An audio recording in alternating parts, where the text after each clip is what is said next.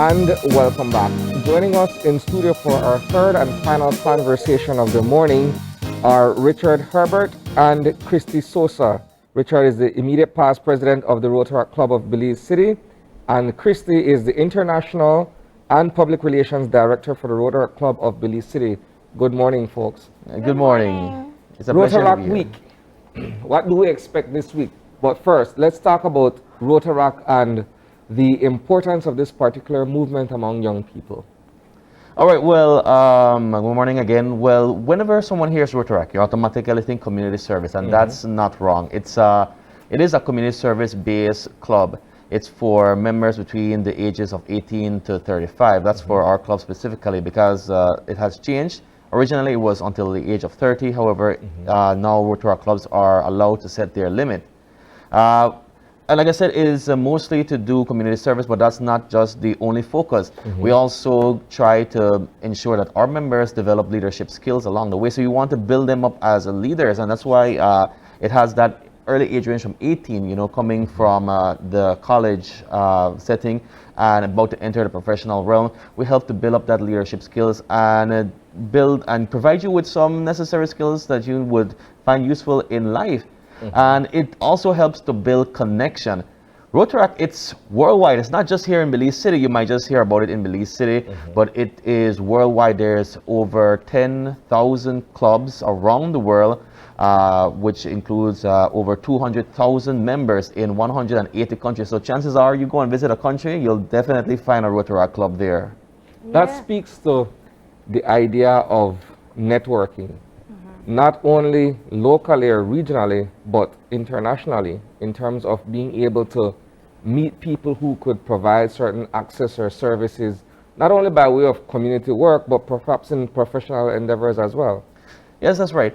We look for a diverse group of individuals that we want to join. Yes, we want to have the professionals in the mix because they do offer some value towards the younger members, but we also want the younger ones because the club cannot just run on, if you want to use the term, older heads in them. We need the younger ones to come in and be the future and be the energy of it. And I've been with the club for, I think it's like almost 12 years now. Wow. And I've seen the change. Right now, it was a little bit surprising because I was on a break, and when I came back, there was a lot of new faces. But rather than that have instill any type of fear in me, it made me proud to know that there is still young people out there who have this interest and want to be a part of such a very powerful movement. Yeah. One of them is Christy. Tell us about why there was an appeal in joining the Rotaract Club. Well, actually for me, my grandfather was a Rotarian, and he was a Rotarian for the longest of time. And I think that made my sisters, I have two older sisters, they are actually previous Rotaractors, and one of them joined Rotary. And so I grew up seeing the community service, the professional development, the personal growth, international awareness, you know. I saw all of that as a child, and I just knew I'm going to join Rotaract. I see how it improved it. I see how they can go study abroad and use the skills that Rotaract has given them, the opportunities Rotaract provides. Like, you know, community service is such a big part in getting scholarships, and that helped me get a Jesuit scholarship. So I'm just like so grateful for Rotaract for being there. I'm actually like terrified of public speaking, but with Rotaract, I always have to do public speaking, and here you are. And here I am. I never thought I would be here. So Rotaract gives you a lot of opportunities. Yeah, that you wouldn't get in a formal that I school wouldn't setting. get if in a school setting. Yeah. So yeah. No, I think it's interesting. One of the things you said, it's also looking at professional development from a really young age. Talk to us about some of the experiences you've both had that you wouldn't have had, whether it was going through school or kind of just entering into the world of work.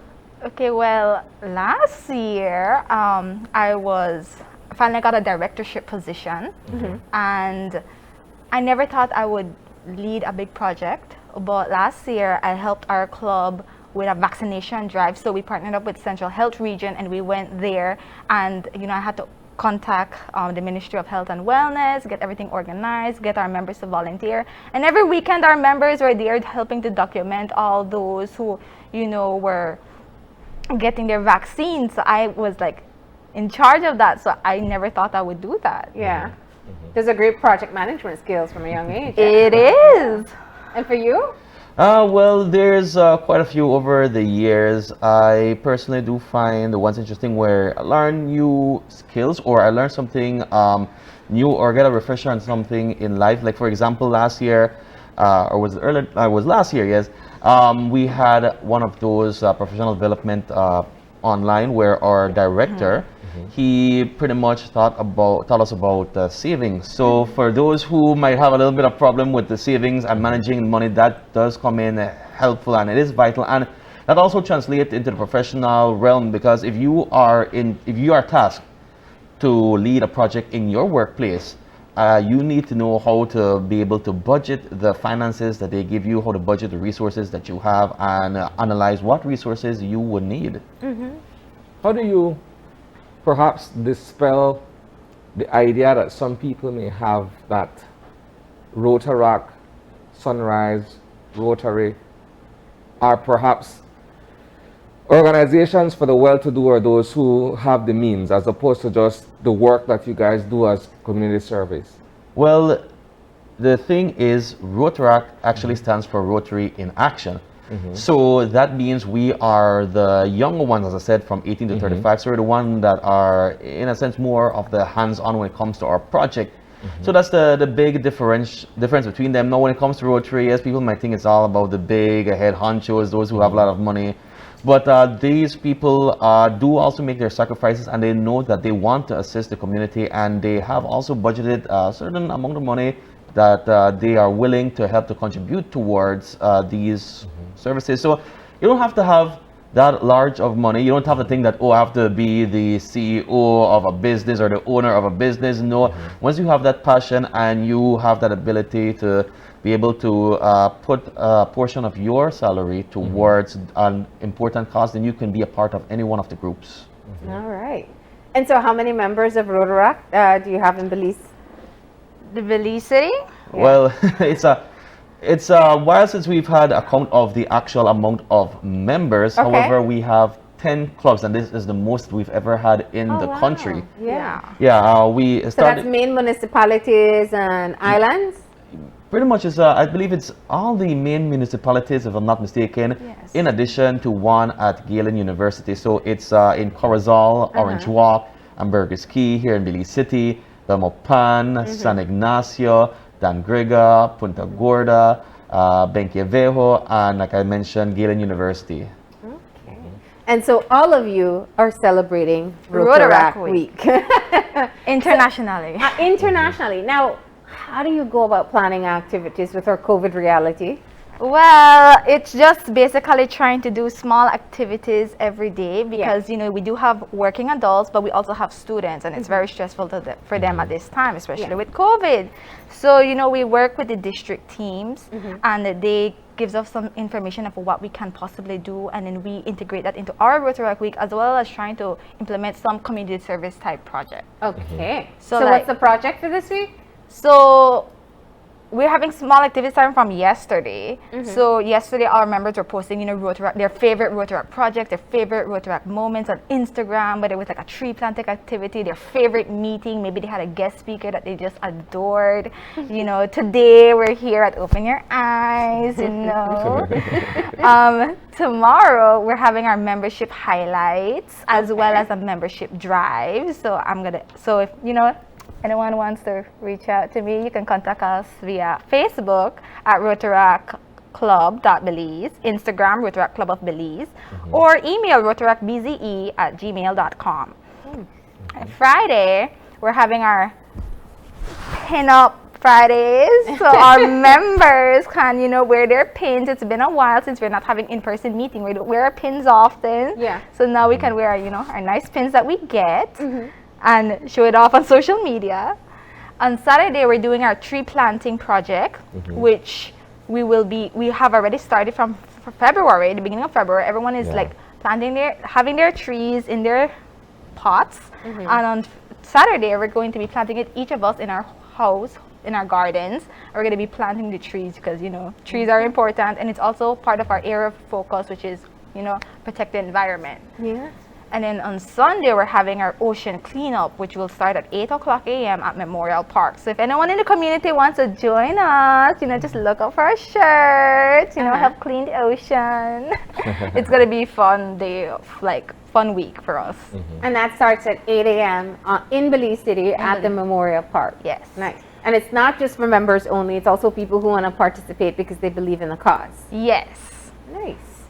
All right, now what do you say to other young people? There are many young people right now that have been separated and social distancing, and they yearn to be a part of a community again. What would you say to them about the benefits of joining something like Rotaract? Well, despite the fact that we cannot meet in person, we still have been able to adapt. And so we've been able to find a way in order for these meetings to be fun and engaging as much as possible, similar to if you were in person. So don't be in despair, don't feel that everything has died down. This is an amazing opportunity, and like I mentioned, you don't only get to contribute to your community, say that I helped to beautify, help to improve my community, but you also get to develop these connections. You get to meet new friends, you get to meet new professionals, you get to expand your knowledge. And so that is something that not whatever you write on your resume, it translates into something amazing, because that's something impressive. I've heard a lot of business places look for. If they see that you've been a part of Rotaract, they know that you have been a part of a group that really tries to help in developing country and self. So I encourage you to join us, and you will not regret it in the least bit. Oh, nice. All right. And as you said, the membership drive is a part of this week as well, and people just have to reach out through your socials or through email. And I also have already contacted some schools so that they can also join via Google Meet, of course, COVID friendly. So don't be afraid. Rotaract also has fun social. We play Scrabble online. I was going to say, you guys have get-togethers as well. Yes, we do. So I don't know what's happened with COVID though, if you get together in person. We rarely. We haven't as yet, only to do our community service projects. Yeah. We haven't exactly met, or I should say that the executive board, because we do have an executive board who gathers and makes these decisions along with the assistance of our board of directors.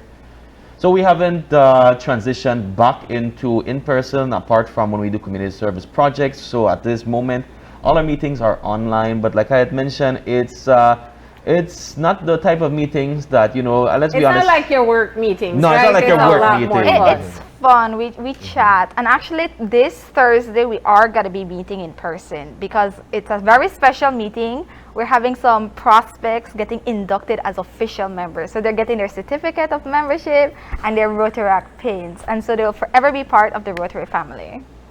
Okay, big day. It is. All right. Well, I guess that's all the activities. Anybody you want to say good morning to, reminders to your fellow members this morning for Rotaract Week? Take pictures, post it on social media, and contact me about your membership highlights. I do want to give a special acknowledgement to our president, Marissa Mortis. She has really been holding down the forefront for us. For the past from a year and a half, she has really taken up the reins trying to keep the club going, so I have to give her much respect. I also want to say thank you to our board of directors as well. Christy, she holds 3 directorships, publicity, international, and membership as well as our community service director, Sheridan, and our vocational director, Christoph. These are the people who help to plan and organize these events, and without them, the execution or the organization of the events would not be possible. As well, thanks to all our members, because without their contribution, it would not be possible. The prospects who have stuck with us, because there is a process that you go through. It's not just not automatic. It's not automatic, and that's not because we're trying to alienate anyone. We just want to ensure that you're here because you want to be a part of this club. So we want to help to mold you. I want to know that you want your name in this prestige club that has been in existence since 1968. Yeah, Rotaract that was when the first Rotaract club came into existence, March 13, 1968. And well, encouraging anyone who out there, if you're over the age of 18, just about to turn 18, come and join us. It's an experience. You'll get to learn a lot. You'll get to meet a lot of people. You'll get to help out your community.